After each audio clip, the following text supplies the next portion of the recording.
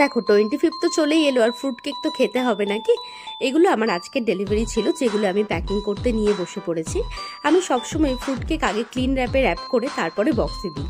এইভাবে প্যাক করলে কি হয়, হাওয়া লেগে কেকটা শক্ত হয়ে যায় না, আর কেকটা সুন্দর ময়েস্ট থাকে। আমার কেকগুলো প্যাকিং করা হয়ে গেছে, এগুলো ডেলিভারির জন্য বেরিয়ে যাবে। একটু দেখে নাও তোমরা ফ্রুট কেকগুলো কেমন হয়েছে। আমি প্রত্যেকটা কেকই খুব সুন্দর করে ধরে করার চেষ্টা করেছি। আর এখানে তোমরা সব রকমেরই ভেরিয়েন্ট পাবে। এখানে রয়েছে normal fruit, rich fruit, extra rich fruit, তোমাদের যাদের যেমন যেটা পছন্দ সেই অনুযায়ী তোমরা নিতে পারো। যারা নিতে চাইছো তারা আমাকে একটু হোয়াটসঅ্যাপ করে নিলে আমি সমস্ত ভেরিয়েন্ট আর প্রাইস ডিটেলস তোমাদের দিয়ে দেবো। আর প্রতিটা কেকই সুন্দরভাবে হাইজিন মেনটেন করে বানানো।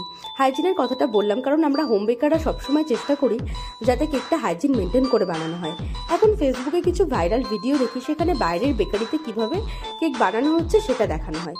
সেটা দেখেই কথাটা বললাম, কারণ কি খেতেও হবে আর তার